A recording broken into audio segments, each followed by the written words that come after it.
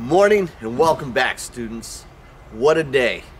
I have been waiting for this day for over a year. Saw many of you toward the end of last year, but now we're back.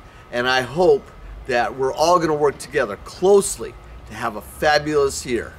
Remember, your teachers, your counselors, all of us are here to help you, support you, so you could be successful, you could have fun, and enjoy the chance to be around your colleagues, your friends, and all of us here at Half Moon Bay High School.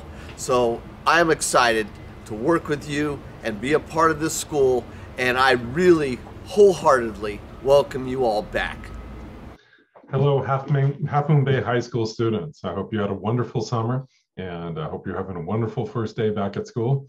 And I hope you have a wonderful academic year. My name is Andrew Boyson. I'm Assistant Principal of Curriculum and Instruction, and I have a very important message for you that is very time sensitive. So I'm going to jump in. I'm also limited to the amount of time for announcements. So I'm going to move quickly. If you have questions, please contact me, your counselors, or Ms. Tower. So our elected officials in Sacramento passed what's called AB 104, Assembly Bill 104. And it relates to grade changes for the 2020-21 academic year. There we go. So what is Assembly Bill 104 and how can it affect students' transcripts? So the main thing here is that students who are enrolled in high school, and again, those were last year's 9th, 10th, and 11th graders, for the 2021 school year may request to have a letter grade earned for a course changed to a pass or no pass on a student's transcript. Again, that's for last year's high school students, okay? Those only. If you're a Cunha last year, this does not apply to you. Next up, how do I request a grade change to pass, no pass? Is there a deadline for submitting an application for a grade change? Yes, there is a deadline, and that deadline's coming up quickly. So requests must be submitted by Monday, August 16th, 2021. There's no late applications that will be accepted. This is part of the new state legislation. So we posted to the website, I believe it was August 2nd, and we have a limited amount of time for families to go ahead and make that application. And I'll show you where to get that application, but I can tell you right now, it is at the Cabrillo Unified School District website. And it is also at our website under AB 104, frequently asked questions. There are several important links in that document, and I'll show you that document momentarily. So next up, which courses qualify for the grade change to pass, no pass? What happens once the application is submitted to the district? So any and all courses taken during the 2020-21 school year qualify for a grade change to pass or no pass. It does not matter what your grade is and what the course is. It is for semester 1 and it's for semester 2. So any grades you can elect. If it's D, C, B, A, you can elect for pass. If it's an F that you receive, you can elect no pass. This is important because it has a profound effect upon your grade point average. Okay, so once I receive the application, I will review it. A counselor will review it. We'll either approve it or not approve it based upon the application. So it's really important. It's for that academic year. I've received applications for grades earned prior to the 2021 academic year. Those do not apply. I've also received applications in which a person wanted to pass for, say, a failing grade. I cannot approve that because it's passes again. They're only for a C, a D, C, B, A. No pass would be for a failing grade. What is the impact of pass, no pass to admissions to a college or a university? So this is very important.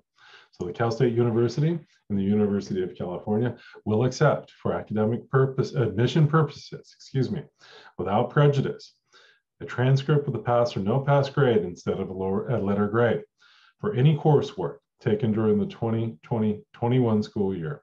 That's very important. So again, California State University or the University of California will accept without prejudice a pass or no pass grade instead of a letter grade.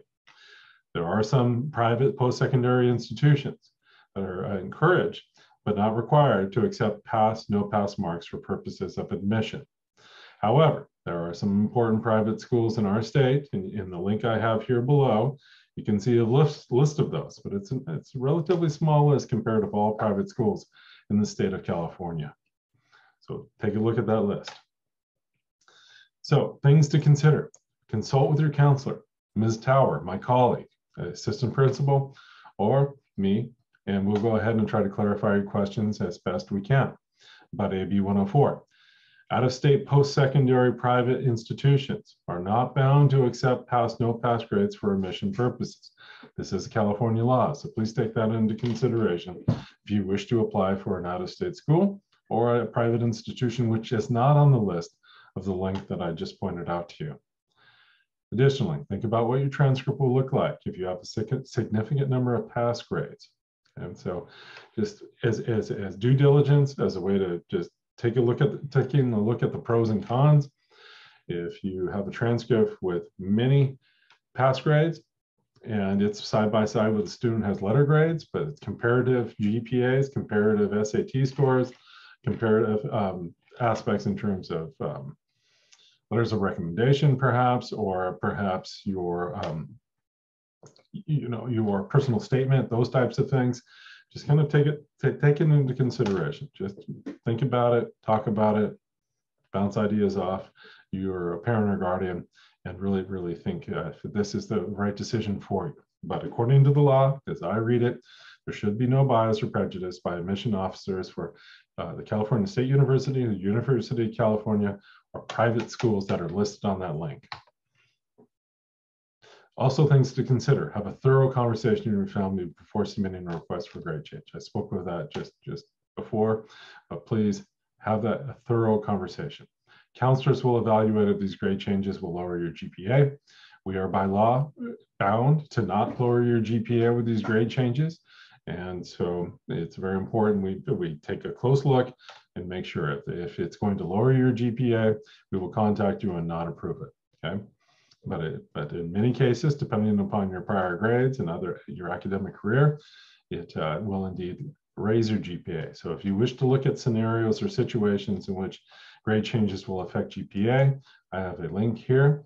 And if you go to this link, our wonderful math teacher, Mr. Jones, he created different types of scenarios with different grades. And so you can see the grades and what the GPA is, and if grades are revised by using the pass or no pass, you can see the effect.